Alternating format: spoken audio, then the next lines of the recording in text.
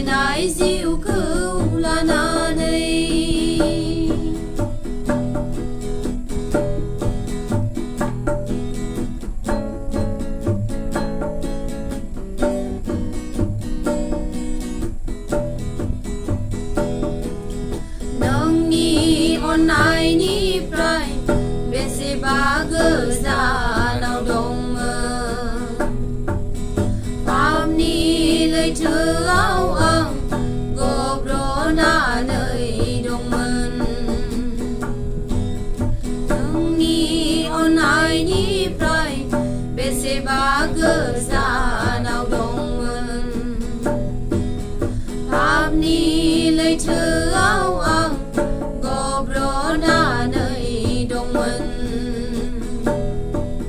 सुस्रांगारदो नों आंनि बे गाज्रि पापखौ सुस्रांगारदो नों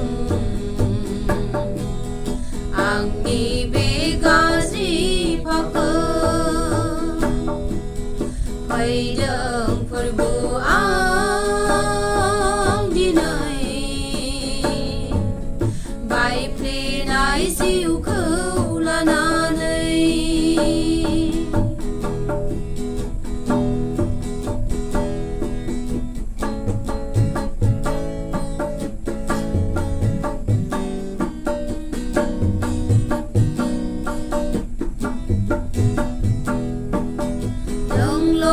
जिसु आंनि जिउनि बासायगिरि नोंल' आंनि पापखौ खेमा होनो हाग्रा नोंल' जिसु आंनि जिउनि बासायगिरि नोंल' आंनि पापखौ होनो हाग्रा फैदों आं नोंनिया अनखांदो आंनि जिउखौ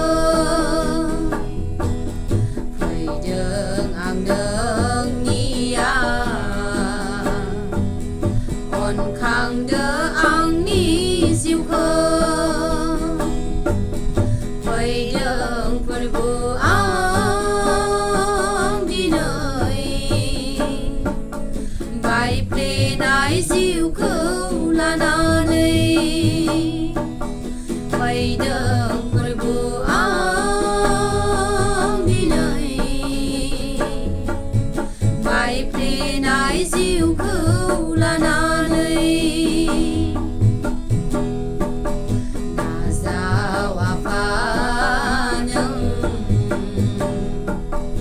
आंनि बे पापि जिउखौ नाजाव आफा नों आंनि बे पापि जिउखौ आंनि बे पापि जिउखौ आंनि बे पापि जिउखौ